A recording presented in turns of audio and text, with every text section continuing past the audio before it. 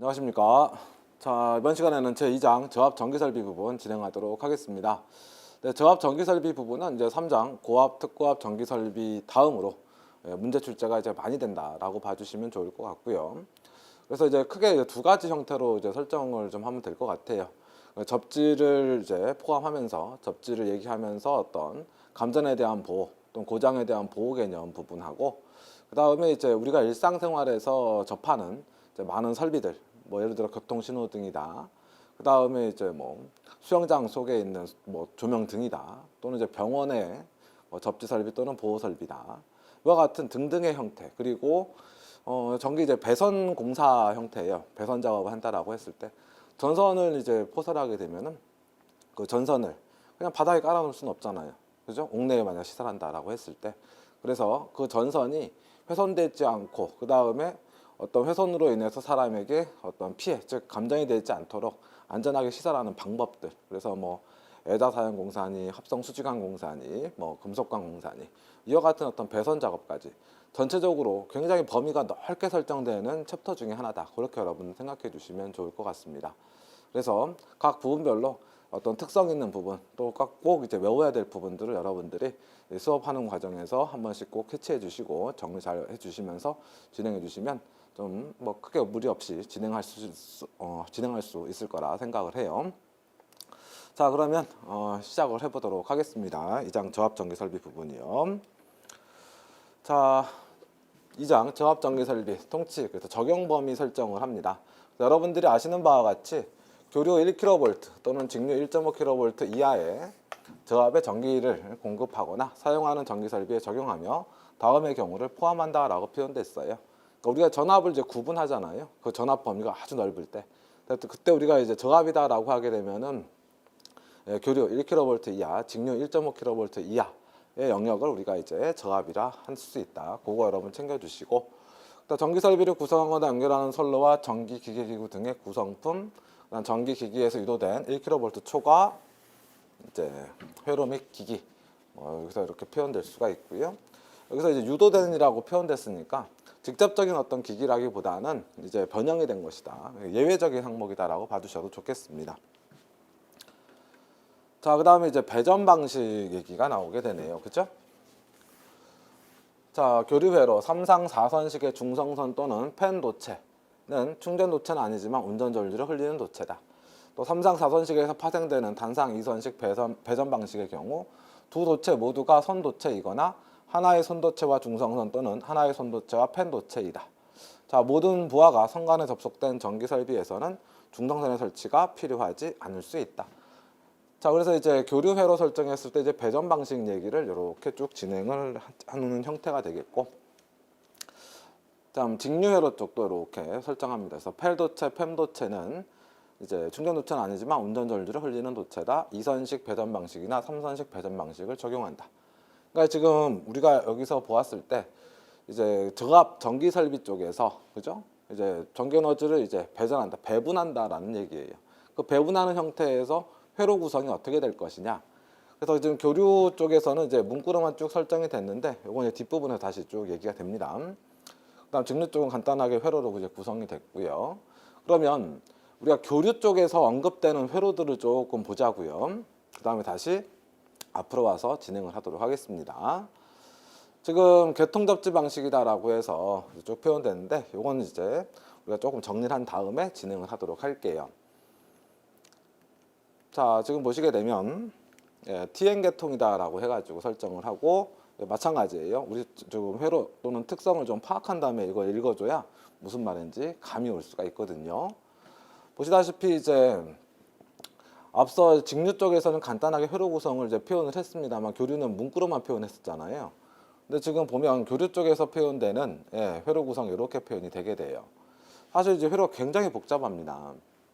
이거 하나만 있는 게 아니라 보시다시피 계속 회로가 설정이 되게 되죠.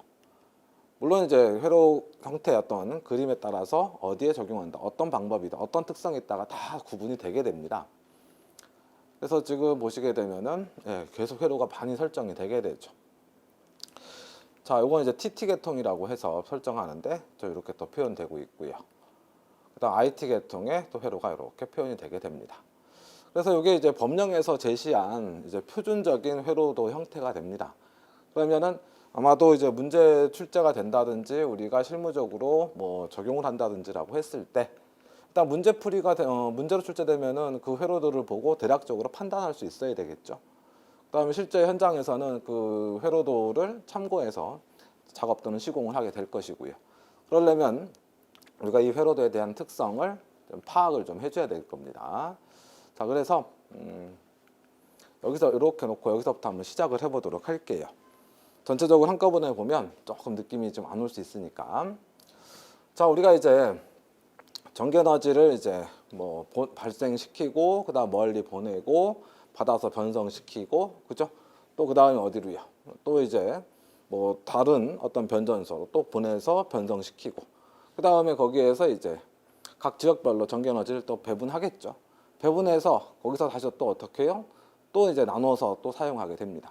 그럼 여기 이와 같은 형태로 설정을 했을 때 여러분들이 개념을 좀 잡아주셔야 될 게 무엇이냐 하면 자, 그럼 우리가 전체적인 흐름을 좀 파악을 좀 해봐야 될 것 같아요. 그래서 지금 보시다시피 발전기가 있고 그죠? 그 다음에 발전기 바로 옆에 초고압 계통 연계용 변압기가 있어요.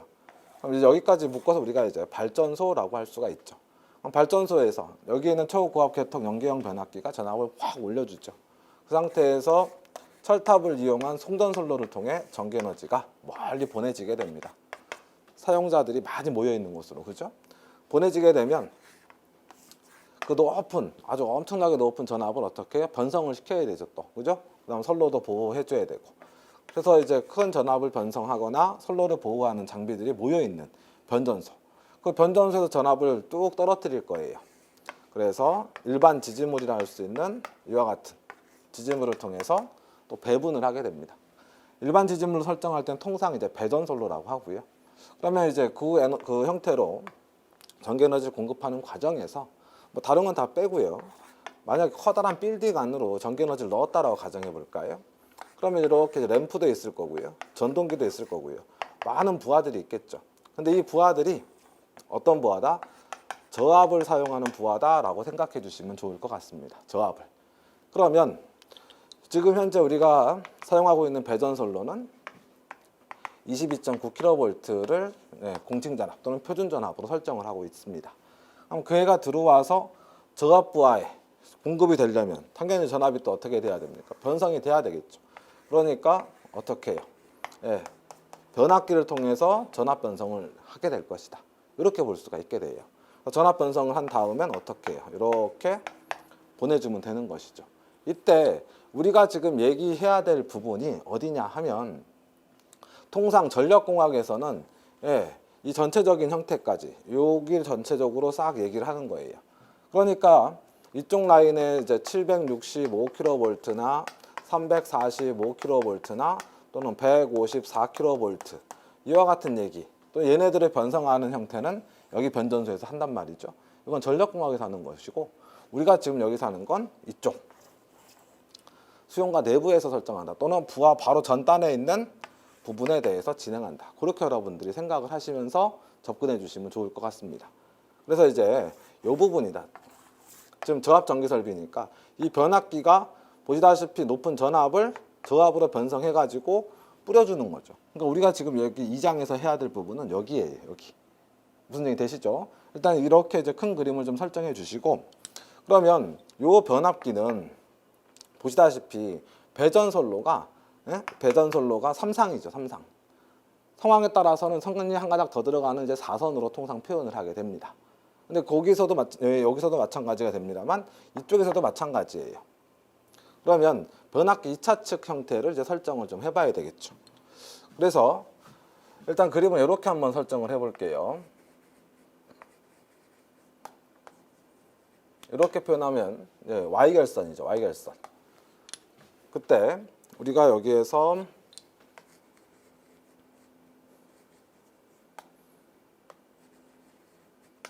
자 이렇게 표현하면 분홍색으로도 또 Y결선이 또 표현이 되어 있습니다. 그죠? 그러면 이렇게 빼고 이렇게 빼면 몇 차측이 됩니까? 1차측이 되는 거고 그 다음에 우리가 이렇게 빼고 이렇게 빼고 이렇게 빼면 흰색은 2차측이 되는 거예요. 그러면 우리가 여기에 있는 요 변압기 또는 이쪽 설비에 대한 얘기를 진행을 할 때 어쩔 수 없이 전원인 변압기 얘기를 할 수밖에 없죠. 그럼 이때 우리가 계속 이렇게 그리게 되면 너무 복잡해진다라는 겁니다. 그래서 되도록이면 이제 1차 측은 생략하고 2차 측만 가지고 얘기한다. 그렇게 생각을 좀 해주시면 됩니다. 자, 그러면 이제 2차 측만 놓고 그림을 한번 표현을 해보도록 하겠습니다. 그럼 이렇게 전기 에너지가 공급이 될 거란 말이죠. 이런 형태로. 그럼 여기가 이제 L1, L2, L3가 되겠습니다. 그다음 여기가 이제 대지가 이렇게 설정이 된다라고 했을 때, 그죠? 만약에 이렇게 그냥 공급을 하게 되면 이 대지와 접속이 돼 있어요, 안 돼 있어요? 안 돼 있죠. 그러니까 이걸 뭐라고 하는 거예요? 비접지라고 하는 겁니다. 접지가 안 돼 있으니까. 그런데 이와 같은 비접지 형태에서 표현되는 어떤 전기적 특성은요, 전력공학에서 여러분들이 좀 진행을 해 주셔야 돼요. 거기에 중성점 접지 방식에 대해서 얘기를 하죠. 되도록이면 이제 그걸 공부하시고 이 영상을 보신다면, 이 수업을 들으신다면 조금 이해하시는 데 많이 도움이 되실 거예요. 그런데 이제 이렇게 설정한 비접지 형태는요, 사고가 발생했을 때, 특히나 전기적 사고는 먼저 이제 단선 사고도 있을 수 있고 전선이 끊어지는, 그다음 지지물이 쓰러지는 전복 사고도 있을 수가 있고요. 그 다음에 선과 선이 붙거나, 그쵸? 하는 형태로 임피던스가 0이 되는 단락 사고가 있을 수도 있고, 대지로 전류가 떨어지는 지락 사고가 있을 수도 있습니다. 근데 이 지락 사고는 넓은 범위로 설정했을 땐 사람의 인체에 전류가 드는 감전 사고도 일종의 지락 사고로 포함시킬 수도 있게 돼요. 그렇게 되다 보니까 뭐 전복 사고나 전선의 단선 사고 같은 경우는 잘 발생하지 않아요. 그 다음에 단락 사고도 뭐 이제 발생 빈도수를 설정하게 되면 지락 사고보다는 훨씬 적습니다. 그래서 우리는 통상 가장 많이 발생하는 사고다 하면 지락 사고라 얘기를 하고 있죠. 그럼 지락 사고가 발생한다라고 했을 때, 예를 들어 L3 쪽에서 지락 사고가 발생한다라고 하게 되면요, L2와 L1에 해당하는, 즉 멀쩡한 쪽이죠. 쪽에, 즉 고장이 안 난 쪽, 그걸 우리가 이제 조금 전기 용어로 건전상이라고 해요. 건전상의 전위가 확 증가하게 됩니다. 그럼 전위가 증가한다는 얘기는 전압이 높아져 버렸다는 얘기거든요. 그럼 그 전압이 높아지는 것을 예상 못하고 시공을 했다가는 전압 상승 시 뭐가 될 수 있어요? 그 전압을 못 버티게 되면, 그죠? 절연 파괴가 된다는 거, 다 타버린다는 얘기입니다. 그러니까 비접지 방식의 형태는 공사 비용이 엄청나게 많이 들어요. 그런데 반면에 또 어떤 특성이 있냐면, 이 지락 사고가 발생한다라고 했을 때 전류가 대지로 떨어지는 거잖아요. 전류가 흐르는 거예요. 근데 여러분, 전류가 흐르려면 반드시 뭐가 구성돼야 되죠? 회로. 회로가 구성이 돼야 전류가 흘러요. 그런데 지금 만약 L3에서 고장이 발생했다 그러면, 자, 하나, 그죠? 각 상이 설정됐을 때 L3는 이쪽 상에서 전기 에너지 공급을 받을 거예요. 그럼 여기에서 지락 사고 발생하면 전류가 흐르려면 다시 올라가야 되는 거죠. 그죠? 전원으로 돌아가야 되잖아요. 그래야 전류가 흐르는 거니까. 근데 보다시피 다시 돌아갈 길이 육안으로는 설정되지 않죠. 그래서 우리가 전력공학 중성점 접지 방식에서 이와 같은 비접지 패턴에서 전류가 흐른다라고 하게 되면, 전류는 떨어지는데 돌아갈 길은 어디에 있다? 육안으로 보이진 않지만 선과 대지 사이에 뭐가 있다? 대지 정전 용량 C가 있다. 그래서 그 C를 타고 올라갈 것이다. 이렇게 얘기를 하게 됩니다. 그러다 보니까요, 그 C에 해당하는 성분으로 만약에 전류 흐름을 방해하는 옴 값으로 환산을 하게 되면 굉장히 값이 커져요. 그러다 보니까 전류가 거의 흐르지를 못하게 되는 특성이 있습니다. 그래서 비접지 방식의 형태는 사고가 발생했을 때 선로의 전위 상승이 굉장히 높지만, 사고 발생했을 때 흐르는 지락 전류는 상대적으로 굉장히 적어진다. 그 개념이 하나 필요합니다. 그걸 여러분들 꼭 기억해 주시고요. 그런데 이와 같은 형태다 보니까 돈이 많이 들죠, 일단요. 그렇죠?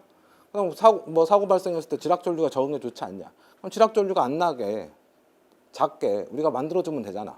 그렇죠? 그럼 다음에 지락 전류로 인해서 문제가 생기면 빨리 제거하면 될 것이고, 이 생각으로 비접지 방식은 통상 잘 사용하지 않습니다. 그래서 우리가 설정해야 될 것은 보시다시피, 자, 3상 평형이 되면 L1, L2, L3로 흘러가는 전류가 크기가 같고 유상차가 일정하다면 요 가운데 점은 0V가 돼요. 대지가 0V. 그래서 요걸 이제 이 점을 우리가 중성점이라 하는 것이고, 중성점을 어떻게 한다? 대지에 물려준다. 그래서 중성점 접지라 하는 거예요. 그래서 이제 우리가 시작하는 게 여기서부터 시작한다라고 봐주셔도 돼요. 물론 필요에 의해서 여기를 덜어낼 수도 있는 것이죠. 없앨 수도 있는 것이고. 그래서 이렇게 이제 설정이 되고, 그 다음 하나 더요. 여기에다 선을 이렇게 뽑겠습니다. 이게 이제 바로 뭐가 된다? 중성선이 된다.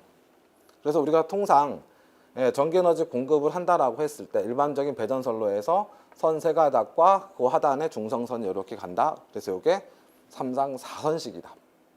이렇게 얘기를 할 수가 있게 되는 것입니다. 무슨 얘기 되시죠? 그러면 이제 이 그림을 이제 내버려 두고요. 옆쪽에 다시 한번 그림 설정을 할게요.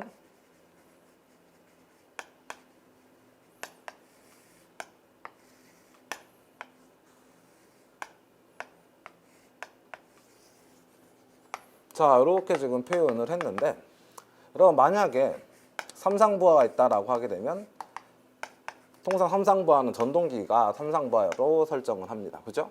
그래서 전기에너지 이렇게 들어갈 거예요. 그러면 이제 얘가 삼상에너지 받아가지고 회전력을 가지면 일을 열심히 하게 되는 것입니다. 그쵸? 그 다음에 여기에 만약에 램프가 있었다라고 가정해보죠.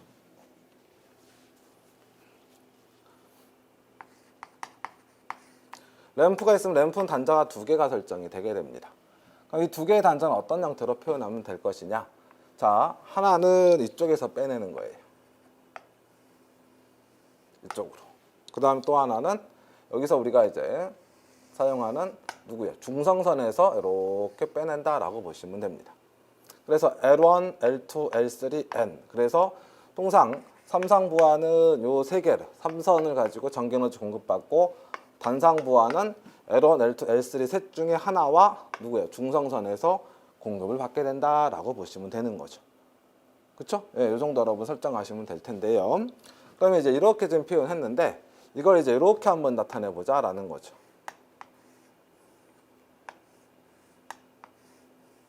자, 여기가 전동기, 여기가 램프예요. 그죠? 그러면 전동기에 선 세 가닥이 들어갔잖아요. 하나, 둘, 셋. 그죠?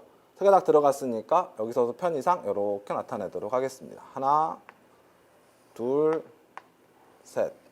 이렇게 표현하게 되면 이 그림이 이렇게 설정이 된 것이다. 그렇게 여러분 봐주시면 되고, 그 다음에 단상부하는 어떤 형태로? 여기서 하나, 그 다음에 여기서 하나. 이렇게 설정을 해주시게 되면 단상부하가 설정이 된 겁니다. 그래서 지금 만약 요거 상태였다라면 이렇게 들어갈 거고, 이렇게 들어갈 거고, 이렇게 들어가겠죠. 크기가 같고 위상차가 다른 에너지가. 이 그림으로 보게 되면 이렇게 설정해서 이렇게 들어가고, 이쪽 들어와서 이렇게 들어가고, 이렇게 들어와서 이렇게 들어가게 됩니다. 그래서 내부 코일에 흘러가지고, 내부 코일 흘러서 회전력 발생한다.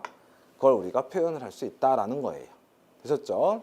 그 다음에 단상부하 같은 경우는 여기에서 이렇게 전류 흘러서 이렇게 들어가 가지고 램프 필라멘트에 전류가 흘러 엄청난 열이 발생하고, 그게 빛으로 바뀌어서, 그죠? 네, 점등이 되는 거죠. 그 다음에 전류는 다시 이렇게 돌아와서 중성선을 타고 다시 돌아가 이렇게 갑니다. 그걸 이제 우리가 어떻게 해요? 이렇게 들어와서 점등됐고 돌아간다. 그래서 앞으로 이제 이렇게 그림으로 표현이 되게 되면 요 상황이다라는 걸 여러분들이 염두에 주셔야 됩니다. 그래서 우리가 앞으로 그림을 그릴 때, 또는 여러분들이 시험을 준비하시면서 보실 때 자주 보이는 그림이니까 한 번씩 염두해 주시고요.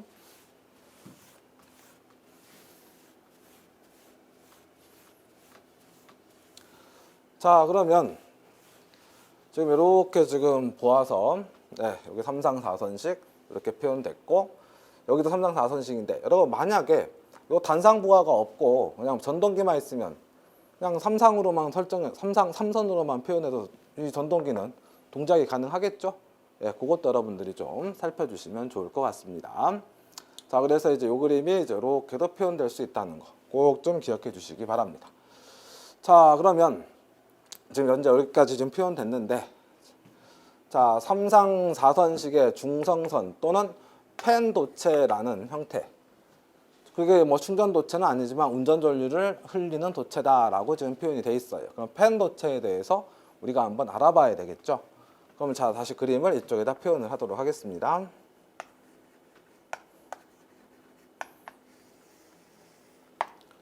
자, 중성점은 이렇게 물리도록 할게요. 대지에.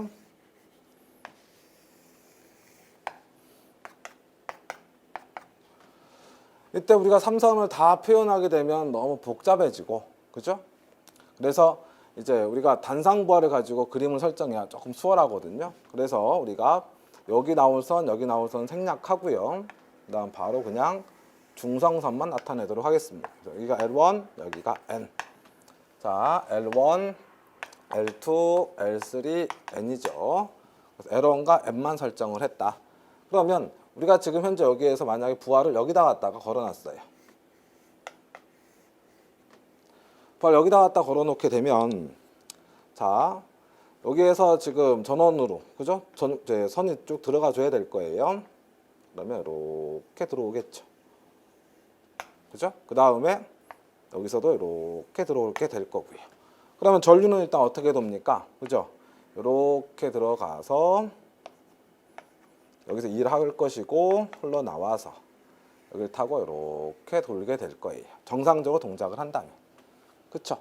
그럼 정상적으로 동작하면 이렇게 되는데 이때 또 우리가 하나 봐줘야 될 그림이 있습니다. 여기 전원이 설정이 됐고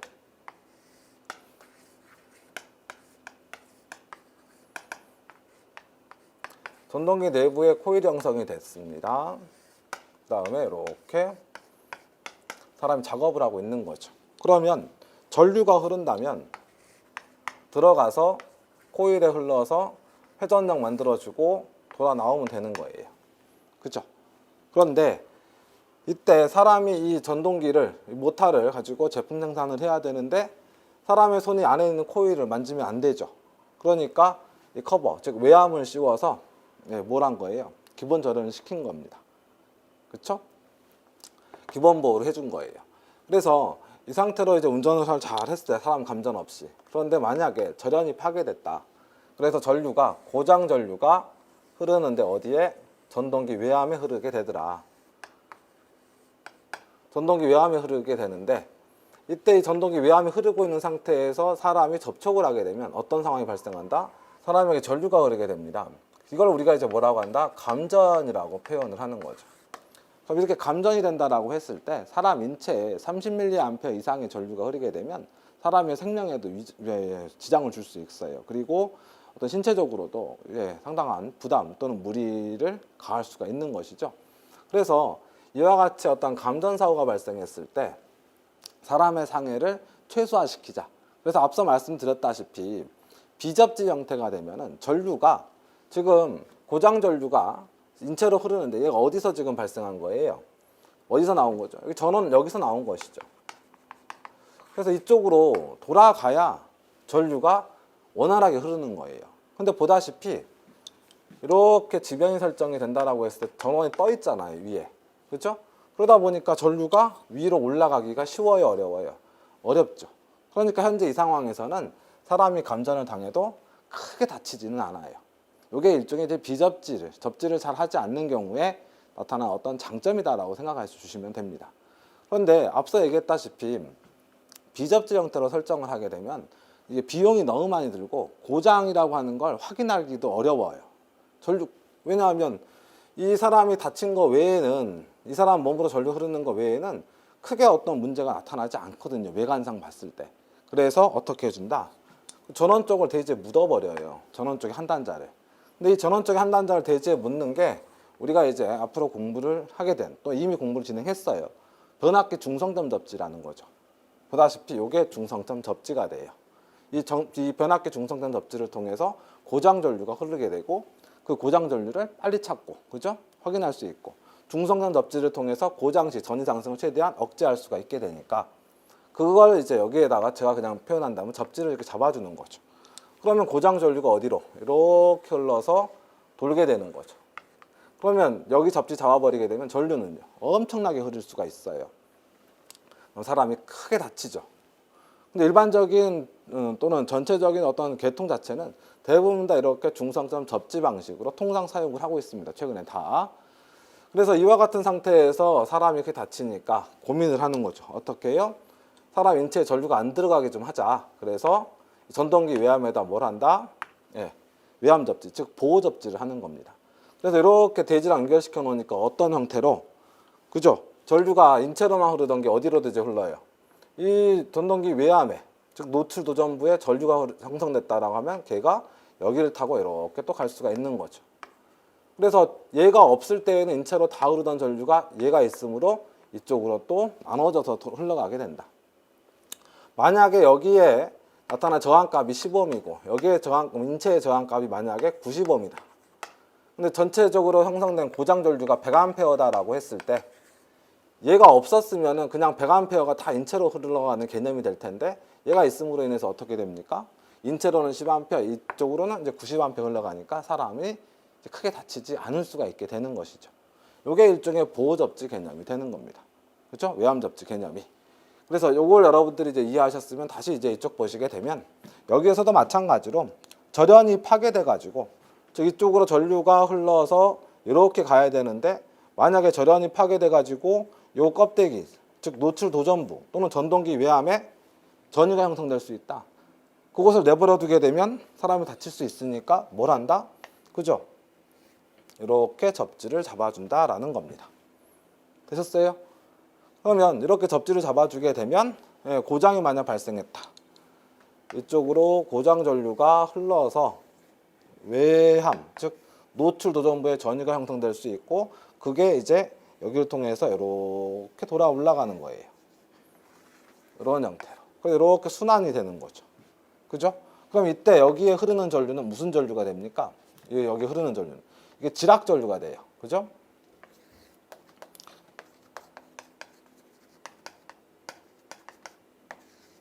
이 지락 전류는 어떤 문제를 야기하냐면 일단 대지에 흐르다 보니까 대부분이 다 영상분이죠. 영상분이다 보니까 유도장애를 발생시키고 유도장애, 그쵸? 그 다음에 이게 이제 지락 전류다 보니 대지에 흐르다 보니까요.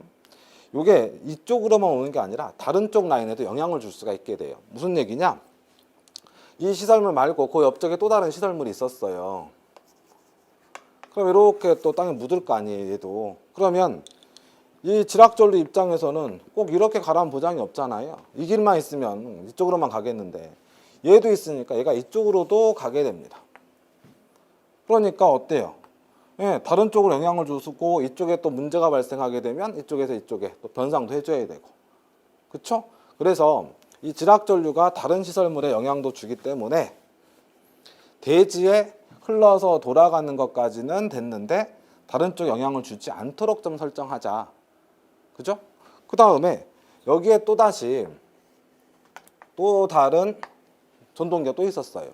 그러면 걔가 있으면 보시다시피 이렇게 그다음에 이렇게 설정하면 전류가 이렇게 돌아서 정상적으로 일을 잘 하고 돌아가면 되는데 여기도 마찬가지로 문제가 생겨서 절연이 파괴돼서 대지로 전류가 흐를 수 있으니까 노출 도전부에 전류가 흐를 수 있으니까 접지를 이렇게 또 잡아준 거죠.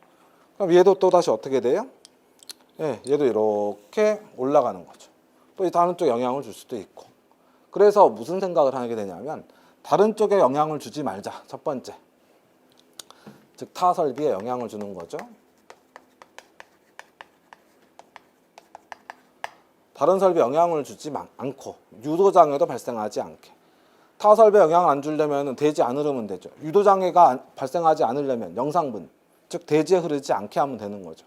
그래서 어디로요? 가만히 보니까 결국에는 얘가 여기까지 연결된 거예요. 얘가 여기까지 연결된 거죠. 그죠?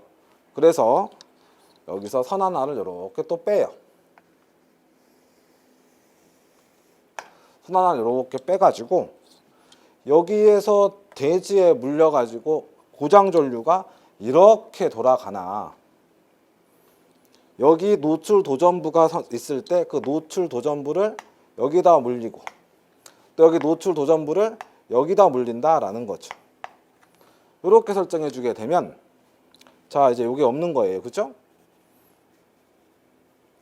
그러면 이제 이것도 없을 거고 이게 이렇게 없어지니까 만약에 절연이 파괴돼서 노출 도전부 즉 전동기 외암, 기계기구 외암에 전류가 형성이 됐다. 절연이 파괴돼서 그럼 걔네들은 어디로요? 그죠? 이쪽으로 올라간다라는 거예요. 그래서 어디로? 이렇게 올라가는 겁니다. 여기에 있던 게 이쪽을 타고 올라가서 이렇게 올라가는 거예요. 그래서 이제 순환을 하는 거죠. 그럼 이렇게 표현하니 다른 쪽으로 새 나갈 일도 없고 지락전류가 흐르지 않으므로 유두장애도 없고, 그렇죠? 그래서 이와 같이 고장전류를 흘려주기 위해서 설정한 게 뭐다? P2로 표현되는 보호도체가 되겠습니다. 되셨죠? 그런데 이렇게 좀 써보니까 이런 상황이 또 연출될 수가 있게 돼요.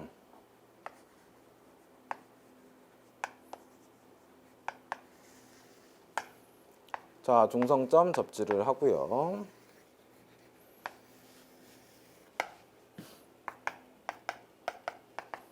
자, 여기에 이제 중성선이 이렇게 나와 있습니다. L1, N. 자, 여기에서 지금 이렇게 좀 부하가 있는 거예요. 그죠? 여기도 부하가 이렇게 있고, 여기도 부하가 이렇게 있다라고 가정하도록 하겠습니다.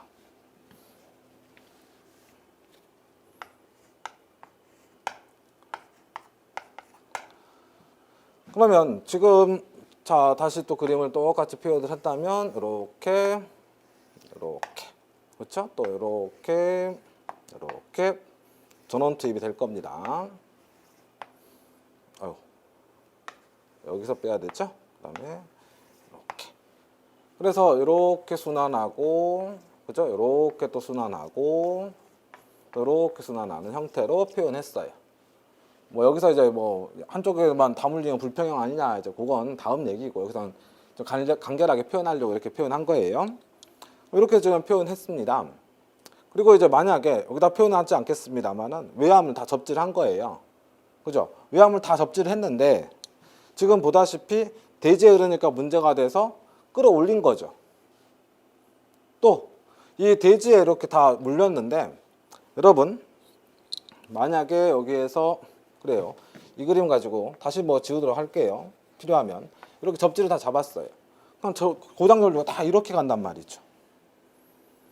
그런데 이때 이 지락 사고, 대지로 절연이 파괴돼서 대지로 전류가 흐르는 지락 전류가 상황에 따라서는 적게 검출될 때도 있죠. 만약에 지락 전류가 적게 검출되면요. 자, 이 그림 이제 곧 지워야 되니까 이걸로 좀 더 이용을 하도록 하겠습니다. 만약에 여기에 지금 이렇게 부하가 있었는데, 그럼 이렇게 접속시키고 이렇게 접속시켜서 지금 보다시피 이렇게 전류 순환하는 거예요. 이렇게. 그죠? 이렇게 순환을 하는 거죠. 정상적인 회로가 설정이 됐을 때. 근데 고장이 발생을 하게 되면, 그죠? 대지에 이제 흐르게 될 겁니다. 그러면 이게 대지로 흘러서 이렇게 올라가요. 그죠? 고장이 발생하게 되면. 그럼 여러분 고장 발생했을 때 어떻게 해줘야 되죠? 빨리 고장을 제거해야 되죠. 근데 고장을 제거할 때요. 전류가 흐르는 상태에선 고장 제거가 쉽지가 않아요. 전류가 흐르는 상태에 잘못 건드리면요. 감전으로 잘못하면 죽을 수도 있는 것이죠. 그래서 고장이 나타나게 되면 고장을 빨리 제거한다. 즉 차단기와 라인을 끊어버려야 돼요. 차단기 라인을 끊어버린다. 그럼 끊어버리게 되면은 여기가 이렇게 이제 없어지는 거죠. 분리되는 거죠. 그럼 분리된다라고 하는 건 내부적으로 고장 여부를 판단할 수 있어야 되죠. 그래서 중성점을 접지했을 때 이 고장 보호가 확실해져요. 즉 보호 개전기 동작이 확실해진다라고 표현을 하거든요. 그게 왜 그러느냐? 이 자리에다가 고장을 검출할 수 있는 애를 설치해 둡니다. 검출할 수 있는 애를. 그러면 얘가 여기 딱 있다가 고장 전류 흘러가는 걸 보고 고장 여부를 검출할 수 있는 거죠. 그럼 얘가 검출했으면 얘는 검출만 해요. 고장이라 판단을 못 해요. 판단할 수 있는 얘한테 보내고 판단하는 애가 고장이다라고 판단 딱 하면 어떻게 해요? 라인 딱 끊어버리는 거죠. 라인 끊는 애한테 시켜가지고. 그러니까 찾는 애, 판단하는데 라인 끊어주는 애가 각자 있습니다.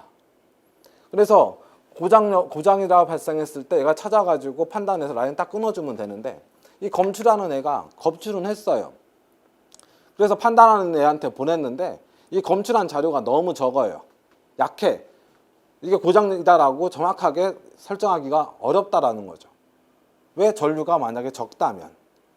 그래서 어떤 형태로 전류가 이제 많이 흐를 수 있도록 설정하는 겁니다. 어떻게 해요? 자, 여기 보세요. 여기에다가 이렇게, 여기에다가 이렇게 무엇을? 여기다 물리면 안 되죠. 위에다 물려야죠. 여기에다가 물려줘야 돼. 그러면 지금 보다시피 중성선이 한 번 접지, 두 번 접지, 세 번 접지가 된 거죠. 그걸 다시 여기다 이제 표현을 하게 되면 이렇게 표현하도록 하겠습니다. 또 여기다가 표현을 하면 이렇게 표현을 하도록 할게요. 되셨어요? 그러면 정상적인 상태에서는 전류가 이렇게 흘러서 돌고 이렇게 간다. 여기도 마찬가지로 전류가 와서 들어가서 돌고 이렇게 간다. 또 전류가 와서 일하고 이렇게 가는 거죠. 이쪽도 이렇게 가고 있는 거고. 그런데 만약 고장이 발생을 하게 되면 전류는요. 결국에는 예를 들어서 얘가 지금 이 고장 전류를 만들어준 애니까 이쪽으로 돌아가야 되죠. 그러면 얘가요. 전류가 와가지고 절연이 파괴되니까 노출 도전부에 흐르게 나타나게 되고 걔가 대지를 떨어지게 되면 얘가 이렇게 올라가요. 그 다음 얘가 또 이렇게도 올라갈 수 있어요. 또 얘가 이렇게 또 올라갈 수가 있어요. 그러니까 고장이 발생했을 때 고장 전류가 올라가는 길이 많아지게 되죠. 그럼 전류는 더 잘 흐를 수 있죠. 또 하나, 이 접지, 여기 접지 값은, 즉 접지 저항은 이 전원 입장에서 보게 되면 어때요? 병렬이죠. 그러니까 병렬 합성을 시키니까 합성 접지 저항 값은 더 낮아지게 되는 겁니다. 그러니까 고장 전류는, 즉 고장이 작게 발생해도 고장 전류는 충분하게 크게 나타날 수가 있죠. 누가? 고장을 검출하는 애가 고장이다라고 판단하기 수월하게. 그래서 대한민국은 다중접지 형태를 사용하고 있어요. 접지를 한 번 하는 게 아니라 여러 번. 여기까지 되셨죠? 그러면 이렇게 해서 운용을 하는데, 자, 잘 보세요. 지금 여기에서 만약에 정상적으로 동작을 한다라고 하면은 들어와서 안을 돌고 이렇게 나가는 거죠. 그죠?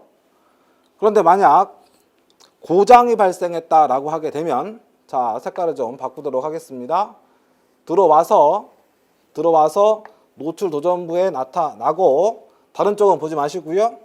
대지로 떨어진 애가 이렇게 타고 올라간다라고 하게 되면, 고장이 안 났을 때는 자, L1으로 들어와서 중성선으로 빠지고, 고장이 났을 때는 L1으로 들어와서 노출 도전부 지나서 대지로 빠져서 중성선으로 빠지죠.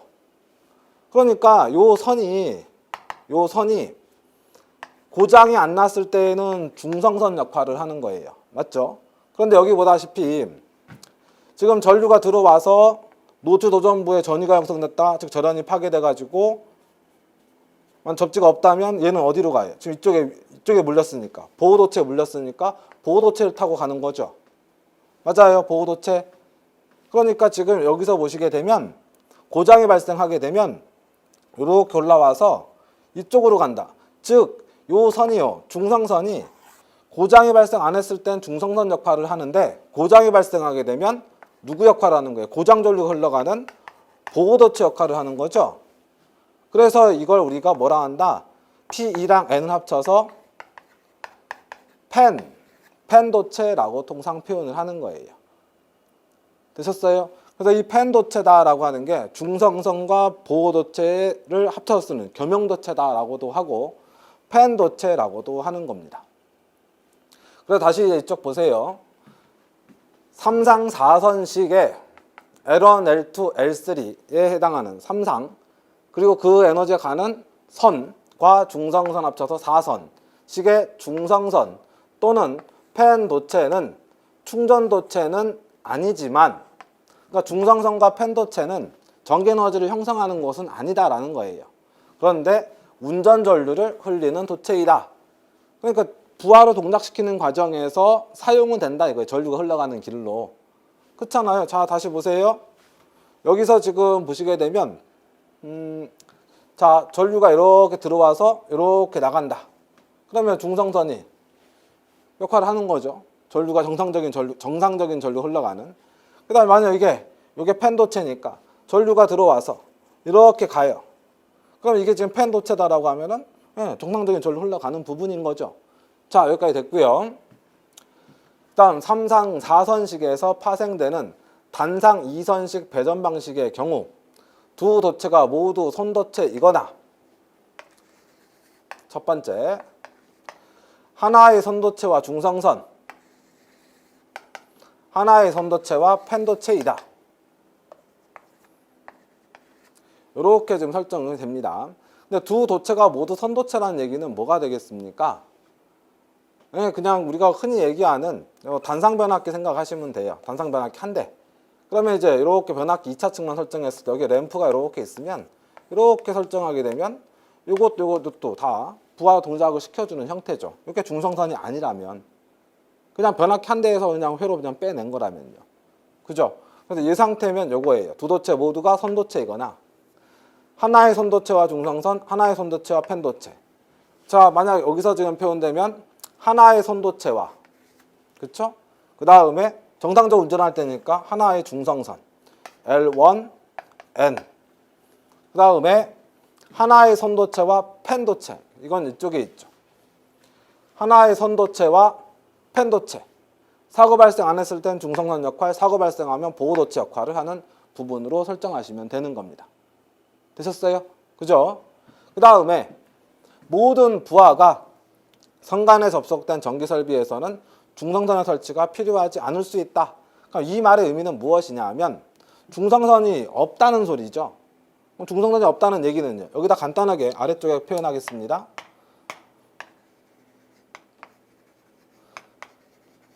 만약 이렇게 델타 결선이다라고 하게 되면요.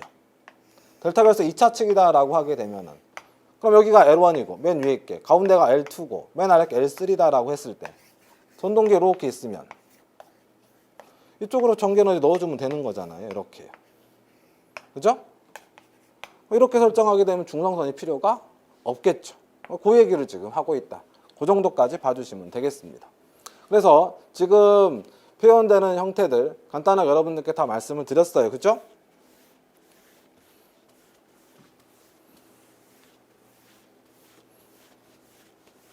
자, 그러면 여기에서 이제 우리가 다음 내용을 또 좀 보자고요. 다음 직류회로 쪽 얘기인데 여기서 지금 펠과 팸이라는 표현이 들어가죠. 펠과 팸 형태도 우리가 좀 보자고요. 그럼 여기 위에 게 좀 필요 없으니까 이건 지워버리고 직류다. 그러면 이쪽에서 이제 교류가 들어왔어요. 그죠? 그 다음에 직류가 돼서 나가야 돼요. 그때 통상 교류가 들어와서 직류가 나간다. 그러니까 이게 컨버터라고 생각하시면 돼요. 일종의 정류기. 그럼 여기에 이제 직류 부하가 있습니다. 그러면 전기 에너지를 공급을 해줘야 되겠죠. 이렇게 직류 부하가 있다라고 했을 때 들어가야 되고 나와야 돼요. 직류는요.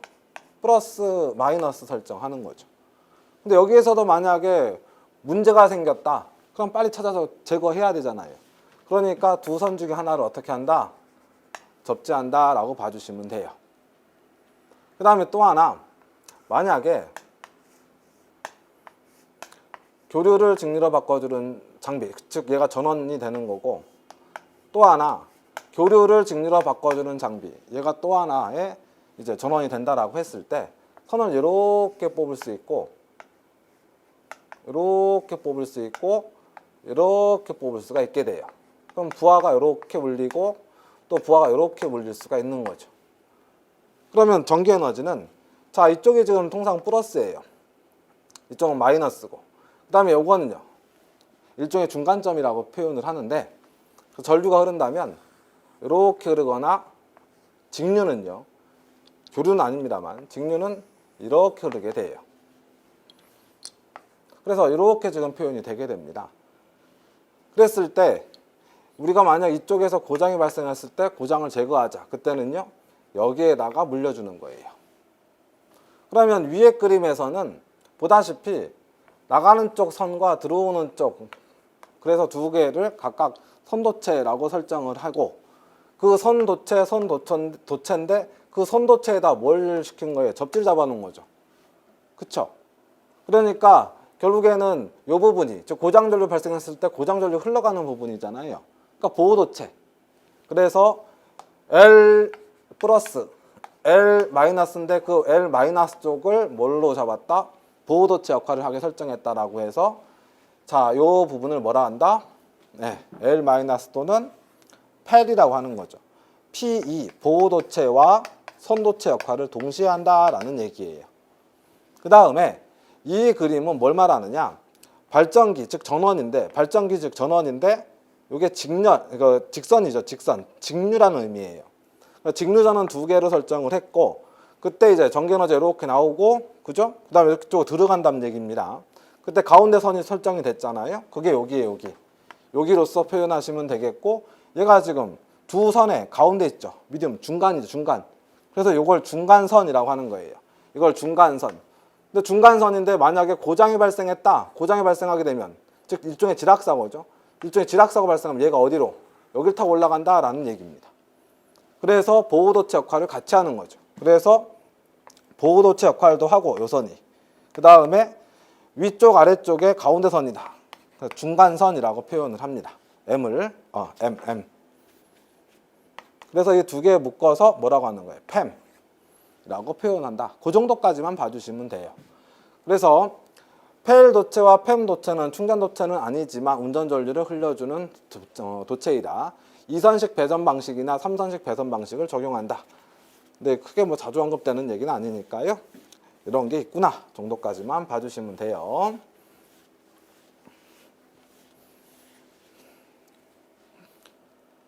자, 그 다음에 이제 우리가 이제 본 내용으로 들어온 겁니다. 개통접지의 방식이라고 되어 있어요. 개통접지의 구성. 저압전로 보호도체 및 중성선의 접속 방식에 따라 접지 개통은 다음과 같이 분류한다. 여러분 이거 반드시 외우셔야 됩니다. TN, TT, IT 개통이 있다. 되셨어요? 반드시 외우셔야 돼요. 그러면 자 이제 이건 필요 없으니까 이건 지우고요. 자 먼저 여기 그림을 봐주세요. 이 상황을 좀 설정해 보도록 하겠습니다. 여기 상황. 그러면 이렇게 표현할 수가 있어요. 여러분 이 그림은 많이 보셔야 됩니다.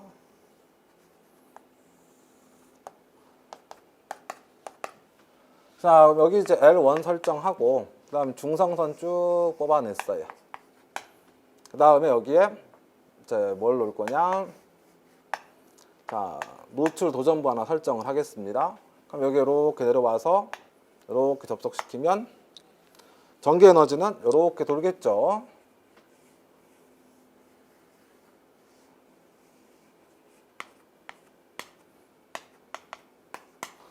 자 이렇게 도는데 이때 여기 노출 도전부에 문제가 생겨서 뭐 고장이 발생할 수 있다. 그래서 대지에 물렸어요. 그러면 보시면 여기가 전원이죠. 전원을 대지에 물렸고 그 다음 노출 도전부를 대지에 물린 거예요. 되셨나요? 네, 이렇게 하나 설정할 수가 있겠고요. 자, 또 하나. 자, 이것도 지우겠습니다.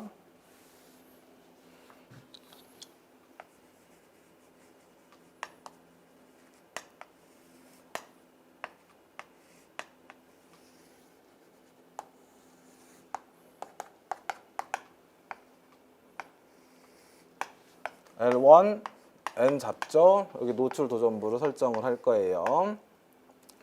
자, 이렇게 들어와서 그죠? 이렇게 설정하게 되면 마찬가지 전류는 이렇게 흐르게 돼요.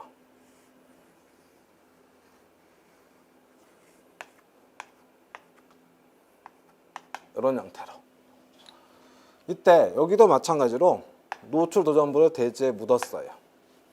그러면 자, 만약에 여기 절연이 파괴됐다. 그러면 여기에서 고장 전류가 흐르겠죠. 그죠? 그게 이제 노출 도전부 형성이 되고 이렇게 해서 이쪽으로 빠져 올라가요. 이때 여기 흐르는 전류가 좀 적었으면 좋겠다. 여기서 만약에 고장이 발생하게 되면 고장 전류가 크게 올라갑니다. 그죠? 큰 전류가. 그러니까 지금 지락 전류가 너무 크더라. 그래서 이 전류를 좀 억제하자. 그래서 어떻게? 전류 흘러가는 라인에 전류의 흐름을 방해하는 걸 껴주면 되죠. 그래서 여기다 뭘 껴준다? 네, 임피던스가 큰 걸 껴줘요. 아주 큰 임피던스를. 그러면은 이렇게 올라가는 전류가 어떻게 됩니까? 적어지겠죠. 이게 엄청 크면 이게는 아주 적어질 거예요. 그렇게 되죠?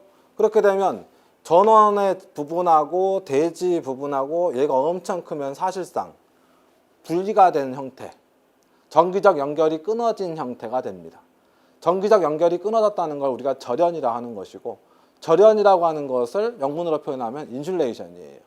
인슐레이션의 맨 첫 자가 I예요. I. 되셨죠?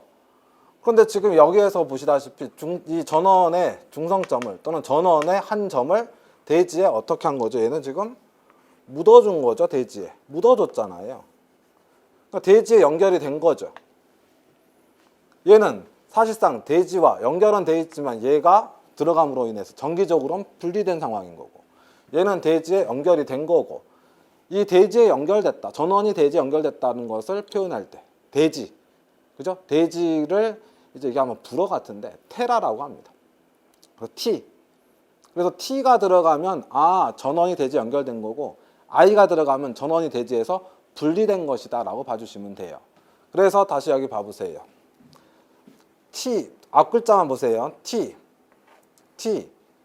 I죠. 그죠? 그러면 그 아래 보시면 개통접지에서 사용되는 문자의 정의는 다음과 같다. 1문자가 첫 번째 문자를 얘기합니다. 근데 여기 지금 너무 타이트하게 붙어 있어서, 자, TN 좀 크게 쓰면 TN이 있고 TT가 있고 IT가 있는데, 앞문자 첫 번째 문자가 얘인데 T가 들어가고 T가 들어가면 1문자가 T가 들어가게 되면 한 점을 대지에 직접 접속했다라는 얘기예요. 한 점을 대지에 직접 접속했다. 되셨어요? T가 들어가면. 그런데 I가 들어가면 모든 충전부를 대지와 절연시키거나, 절연시킨다는 얘기는 뭐가 되겠습니까? 이걸 끊어버렸다 라고 생각하시면 또 될 거. 그런데 끊어버려서 사용하는 경우는 별로 없어요. 가운데 큰 임피던스를 껴요. 보시다시피 높은 임피던스를 통하여 한 점을 대지에 직접 접속했다라고 하는 거예요. 그러니까 여기서 지금 여러분들이 구분하셔야 될 것이, 이와 같이 전원의 한 점과 대지 사이에 아무것도 없는 상황과 전원과 대지 사이에 엄청나게 큰 임피던스가 있다는 상황을 구분하셔야 돼요. 이걸 정기적으로도 어떻게 해요? 이쪽으로는 고장 전류가 많이 갈 거다, 이쪽으로는 고장 전류가 거의 안 갈 것이다. 되셨어요? 그 정도 여러분들 챙겨주셔야 됩니다. 그러니까 지금 아래 그림 얘를 보게 되면 전원의 한 점을 대지에 연결시킨 거죠. T예요, I예요? T죠. 전원의 한 점을 대지에 연결시킨 거죠. T예요, I예요? T죠. 그렇죠? 네, 그렇게 봐주시면 돼요. 그래서 첫 번째 문자의 의미를 여러분께 말씀을 드렸어요. T가 들어가면 중성점 묻었구나, 그냥 묻었구나, 그죠? 다이렉트로 바로 묻었구나. I가 들어가면 중간에 임피던스를 꼈구나. 있다 없다의 차이는 고장 시 발생한 전류의 크기로 봐주시면 되겠습니다. 자, 그 다음에 문자가 하나 더 있잖아요. 보시다시피 N, T, T. 자, 그럼 이제 이걸 다시 또 봐줘야 됩니다. 그러면 자, 화면상 어쩔 수 없이 좀 지우고요.